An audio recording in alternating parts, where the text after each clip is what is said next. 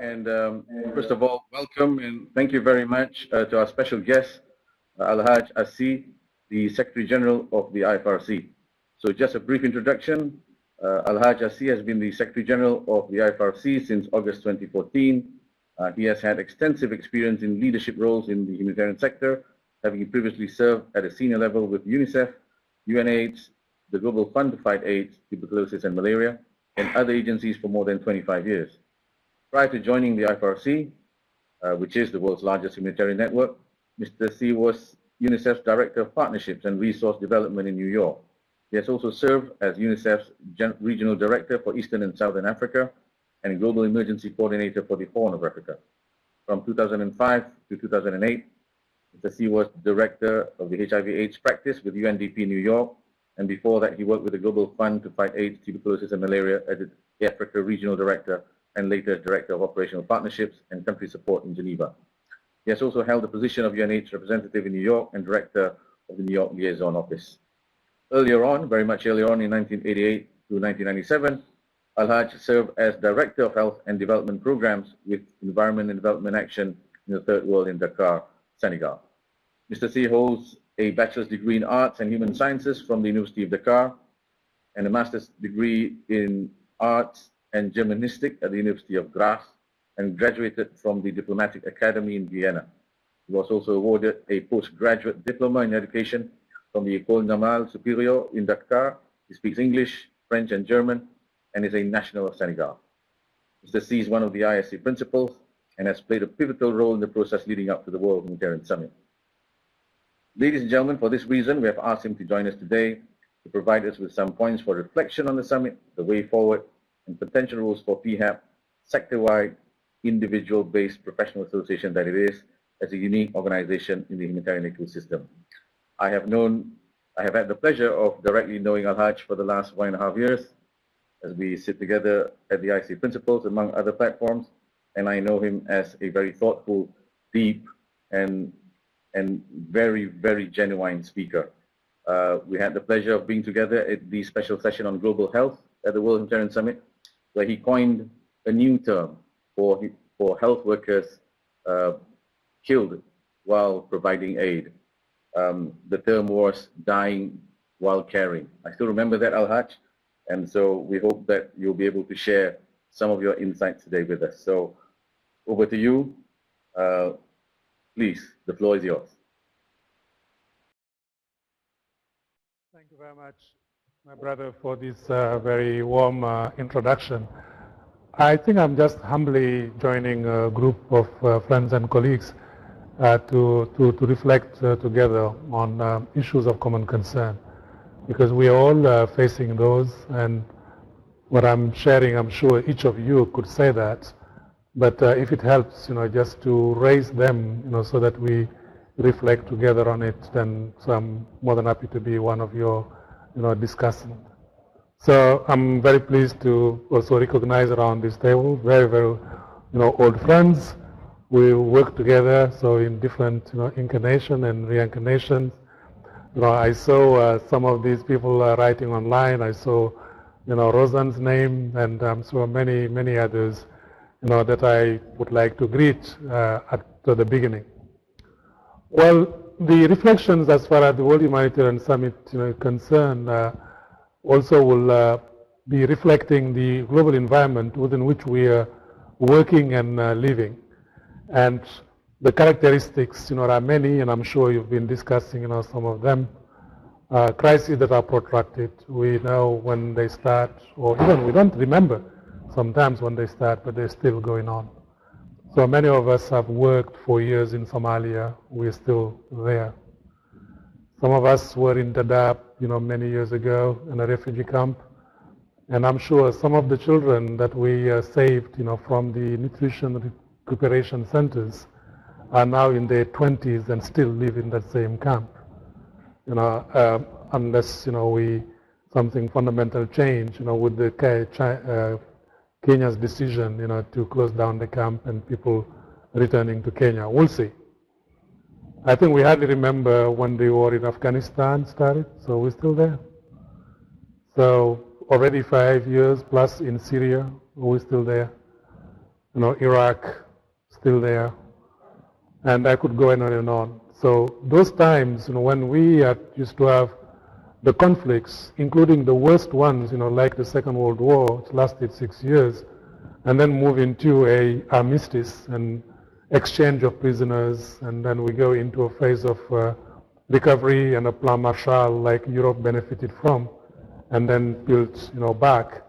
Those times, seems to be gone. So the protracted nature, of the crisis also reveal something very deep, which is simply put, the lack of political solutions to political problems. I think how can we just understand that these things are going on and on and on? So we do not only have a crisis as far as conflicts are concerned, or a crisis as far as the natural hazards are concerned. I think we have a crisis of leadership, honestly, and then a crisis of, finding political problems, to political solutions. So the consequence of that is, of course, what is on our plate as humanitarian workers is bigger and bigger.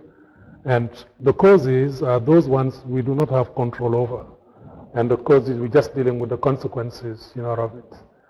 So that has also another dimension, which is the scale and magnitude, of this crisis are getting into unprecedented dimensions that we've hardly ever experienced before. So this week, I think the major discussion has been around the number of people on the move and the 65 million refugees, across, the world, that UNHCR kept on referring to. And then this very worrisome reference to the fact that we've not seen anything like this since the Second World War. So mind you, we don't have a world war, we don't have a third world war, but we are having, consequences, on people and on humanity, that we have not seen since the last World War. Well, we may not have a world war, but we definitely have a world which is at wars, in different, areas, in different parts of the world, and also in different, scale.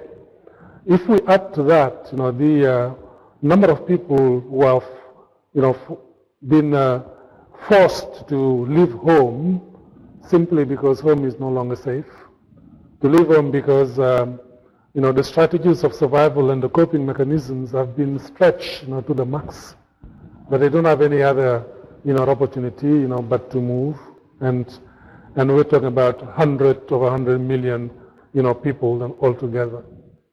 And this is happening at a time where that road on the move is not safe. That road on the move is not protected.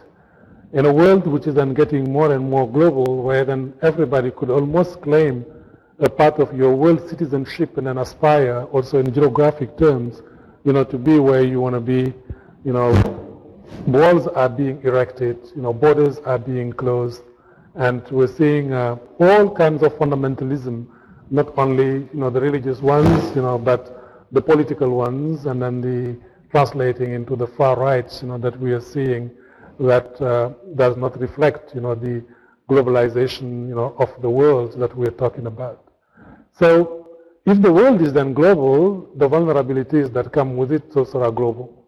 And that's why it is very difficult today to confine in one geographic setting, the kind of tensions and challenges and vulnerabilities we are facing. So conflicts. We used to have battlefields, they are clearly defined, they even had names. So we still refer to the Solferinos where our movement is coming from. Everybody can, refer to Verdun or bien La Marne or whatever those battlefields were, or Waterloo. Because then, the art of waging war was different. People who were soldiers wearing distinct uniform will meet at a battlefield and then fight, and then walk back into the city. And the casualties among population, civil population, were very limited.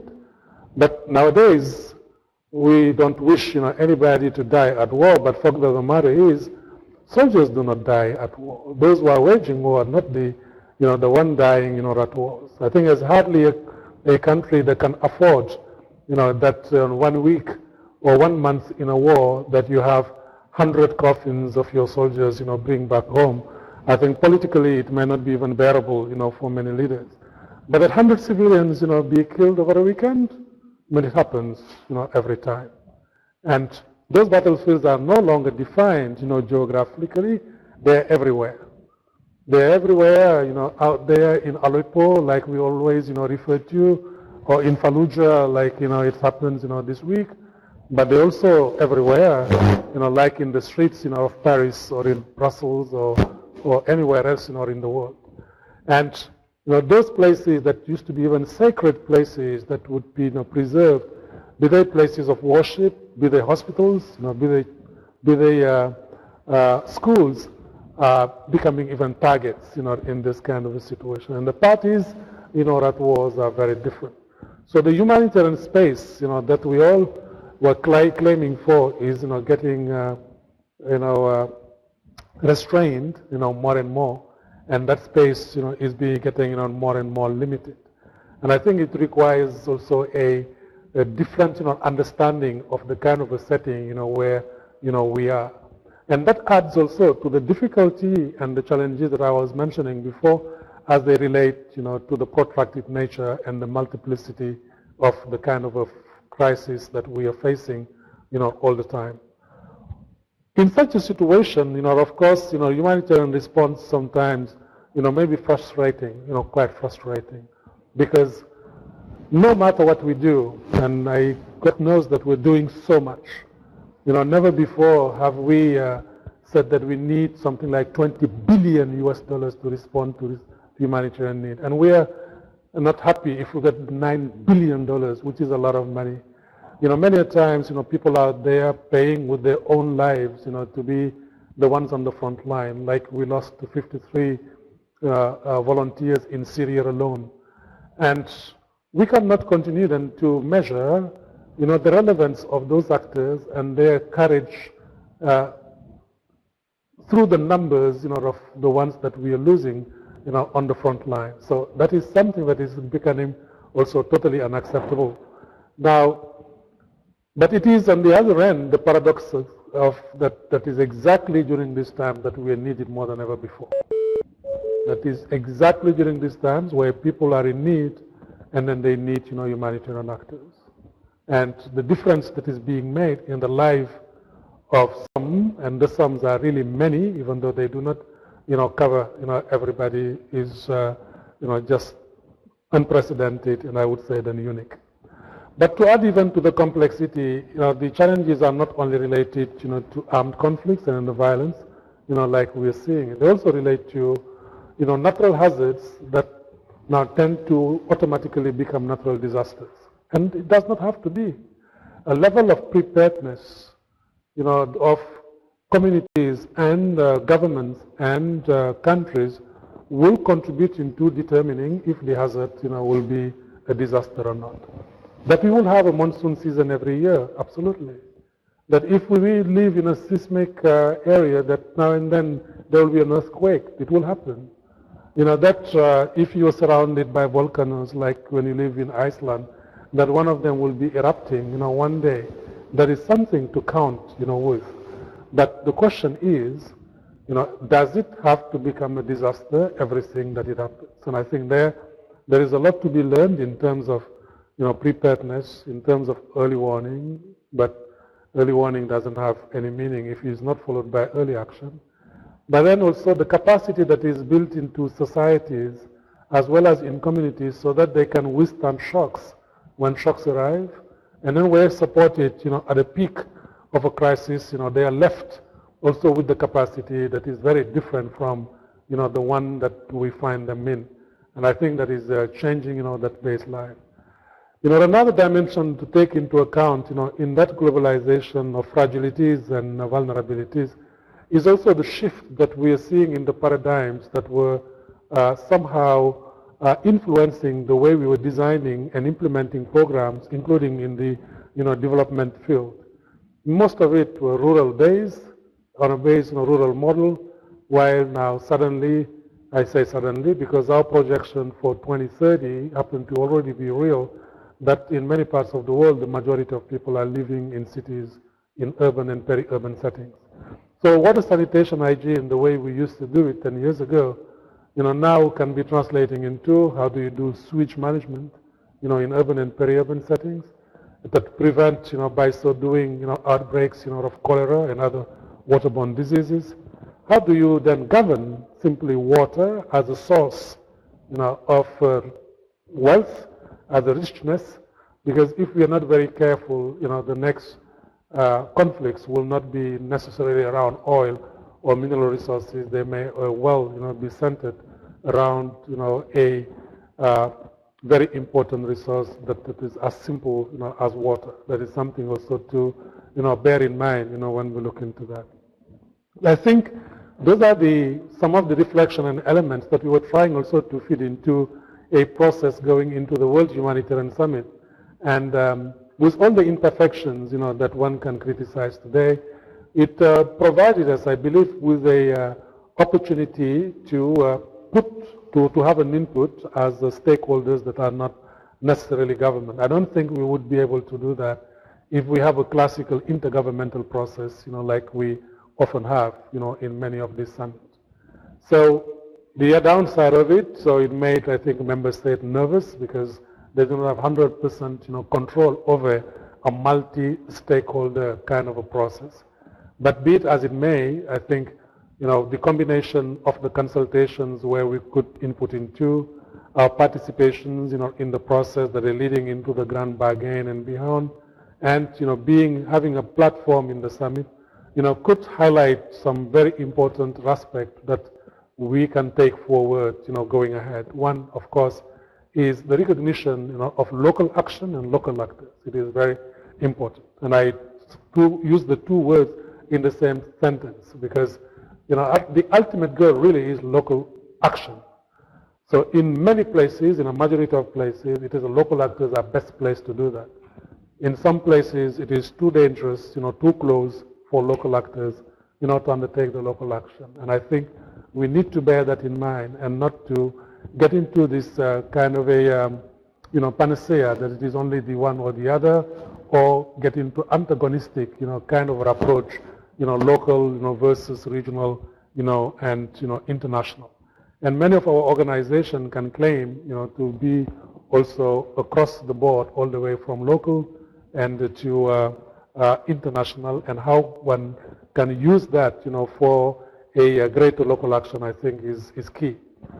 It is not only about funding, even though the recognition to up to 25% of resources going to local actors is important, and we salute it. But more importantly, it is the recognition of that particular group of stakeholders in understanding communities, being sensitive about norms and values, growing the trust and respect that is required to deal with very difficult and sensitive issues, and more importantly, to be there and to be there all the time, and I stress all the time, to accompany the communities and people to respond to their needs. And that is that credibility and presence and proximity that will allow that when the big shocks arrive to go to scale and then be able to respond and then to be a first responder. And that is, for me, I think a great accomplishment to recognize that, to validate it, and then use it, as a base, moving, forward. Also, the recognition of, if you work in difficult environments, where the situations will be changing all the time, and you will be facing a lot of mutation, requires also a great flexibility in the way you design and manage your program and adjust, to the needs. And then to get that recognized and then projecting, up to 30% of funding, being earmarked, to allow, that flexibility. Again, behind the funding, there is that recognition of flexibility in our response.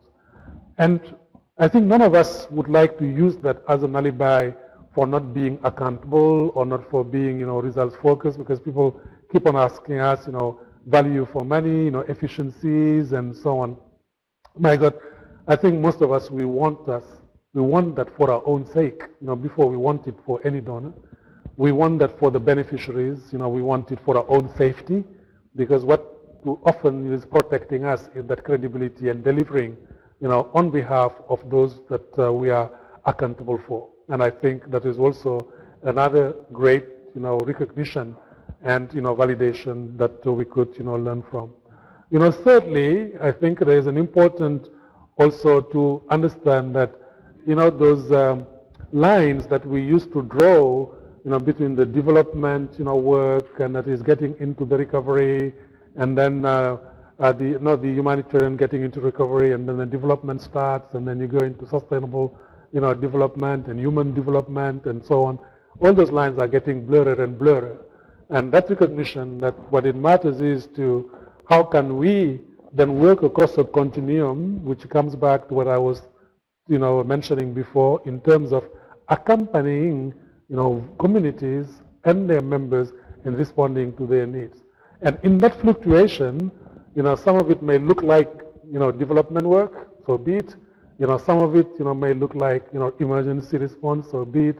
But at the end of the day, I think that is that working across a continuum and being relevant in all, those shocks and then waves, that what's the most important. And if that's what resilience means, and then resilience building, so then beyond the buzzword, so then we are ready to espouse, that concept, as well in that perspective. So for our movement, so we work around what we call the 1 Billion Coalition for Resilience, which is providing a platform, where different actors from their different perspective and their different areas of focus, be it on a constituency or on a substantive area, together and collectively, we reach by 2025 1 billion people whose capacity will be strengthened to get out of situation of vulnerabilities. And we will all very pleased, that was recognized as one of the key initiatives also to be followed up on, after, the World Humanitarian Summit. Well, Istanbul for me in that perspective was positive, but it's not an end. If we consider it, to be, we have a summit and we have a successful, summit and that's it, then it defeats everything. In the contrary, it's a beginning. And I think the very question that we should ask ourselves here is, how do we move beyond Istanbul? What are the kind of gains and validation we got, from there that will help us strengthen what we were doing and taking up, to scale? What are the new platforms, of partnerships, that can be built? What are also the kind of from a strategic perspective, and conceptual understanding of the environments within which we live, have been then enlarged, for people to join in that same perspective, then that can be a facilitating elements, in what we do. I also understand that from the intention of the Secretary General to take it, back into an intergovernmental process through the General Assembly, and then by so doing, give some kind of I would say, accountability and push, and for the member states also to take, responsibilities through that regard. That could be another opportunity, for, following up on in that regard. So I think what I can say, to a group like this one, where really we are all together in this, same kind of a questioning, that the situations we face, they force us humility today. They force us humility because we will be continuing to be confronted with many things that we don't understand. It will force us humility because, they will just force us to reflect, on the scale of what we do versus, the scale of the needs, out there, and that forces us to be humble. It forces also humility, in a way that we have to question ourselves, permanently, and our certainties of yesterday, cannot always work all the time, and the permanent questioning of our certainties and an openness, to learn and adjust and adapt, to the situations, will be, very critical. So I think this is one area where I've learned, that you never use the word only, like was said, the only way to do it is this way. The only approach, that work.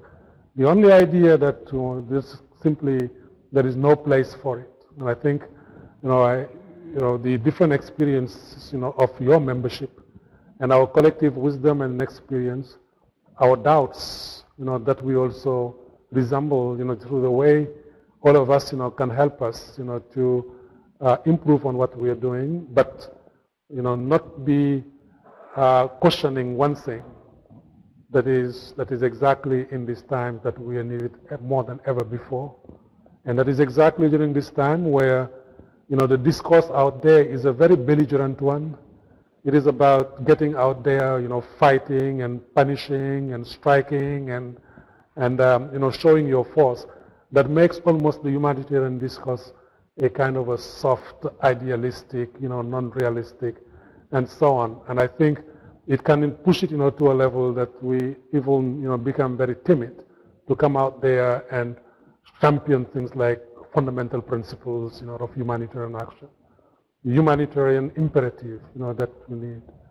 Placing people at the center, of everything that we do, that protection is important, that human dignity, matters, that trust and respects are important. And even though they may sound, soft and idealistic, to many, I believe that is the basis, of humanity. And if we are serious about humanitarian response, then we should put, humanity at the center, of that. So let me just stop here, colleagues. These were just some highlight of reflection that I wanted, to share with you. I'm sure they may look very familiar to you, and you may have already dealt with many of them, during your deliberation. And thank you for the opportunity to join you in questioning and learning and moving forward. Thank you.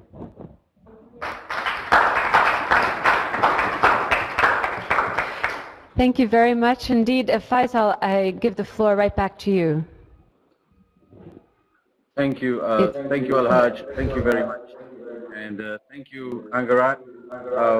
I won't attempt to summarize everything that Elhadj has just said, except to say that he went very deep into the changing context of crises that we're facing today as opposed to 20, 30, 40, 50 years ago.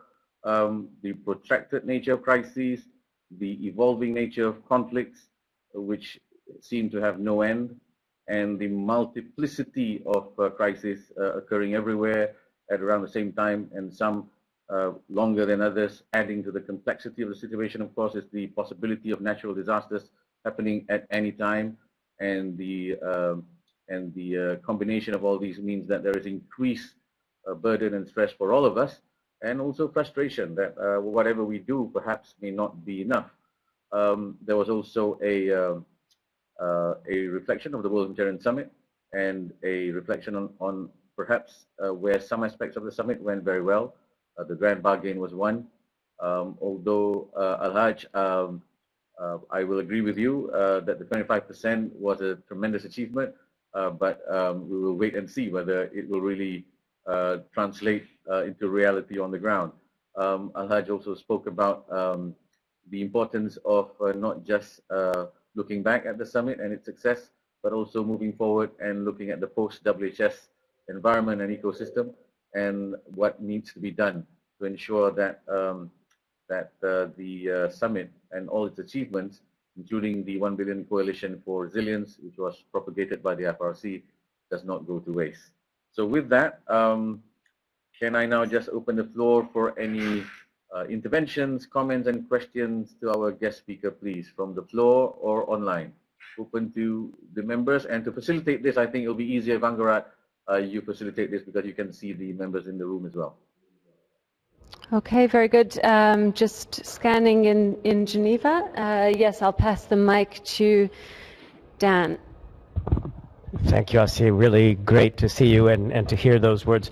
I was really struck by the three steps forward: the recognition of local, the recognition of the need for flexibility in funding, program approach, and not the only approach, the continuum and the need to look at that. And then particularly the last point you made about the need to avoid being timid, to continue to be bold, to continue to push protection, humanitarian principles, which I think is particularly important for us as practitioners, as an organization of practitioners. So I think those are great takeaways just for anybody who's online or here.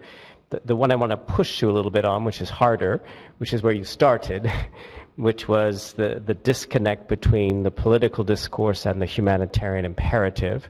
That's harder for the practitioners to do much about, So apart from the boldness, the vocal, the pushing protection, what else could people like us do, who, particularly those online, are mostly people who are active on the ground and don't have a huge voice, but want to see things change? And it's a hard question, I realize, but what more could be done by the practitioners?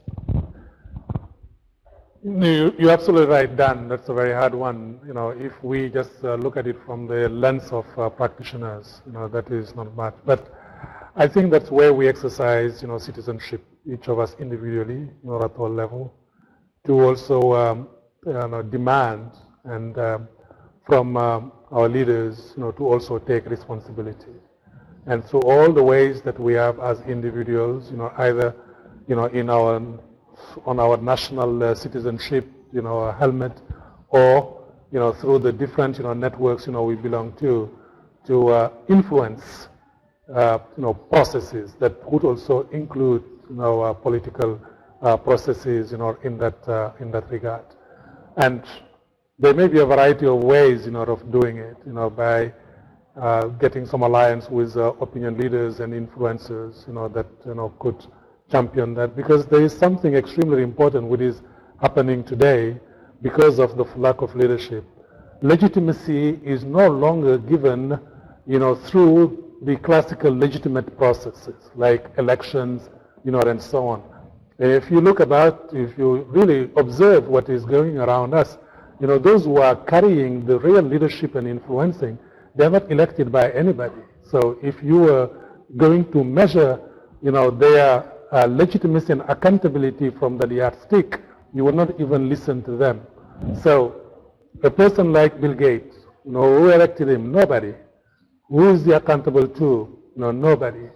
But he's going to be speaking on the World Health Assembly and then influence, the whole, discourse, on where the international health strategy and regulation will go. You can do the same, for the Global Fund, for the fight AIDS and tuberculosis, and malaria.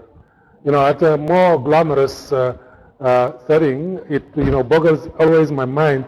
Yesterday when I was, reading the news, who Mr. Kerry was calling on, to talk about, refugees, with USAID and OFDA, in the United States. Who? Angelina Jolie. Well, I think that is, the reality. You and I worked for UNICEF for many years.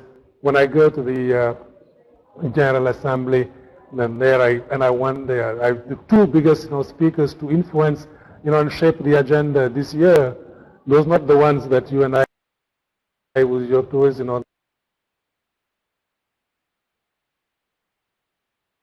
one who was the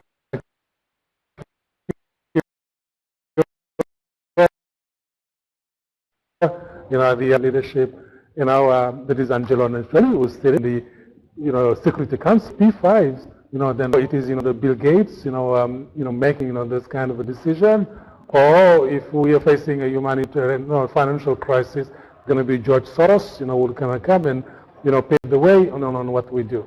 So I'm not saying, let's legitimize that. I'm just being realistic of what is happening, behind, around us. That, of course, we need to look at, what are the legitimate ways and exercising citizenship and holding leaders accountable through the different entry points and angles, but also, use what the power they have delegated, because they have delegated, that power. The strongest voice on development and SDGs today, who's that? Mr. Bono. These are the kind of a reality that we are seeing, in this world. It worries me, to a great deal.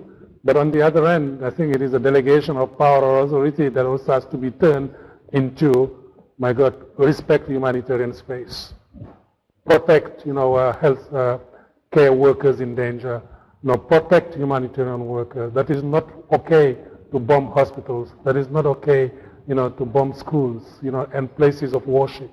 So, and I think we need to continue, do that, all the time, while also continuing to exercise our legitimacy and relevance, on the ground, and maybe the combination of the two can help us move forward.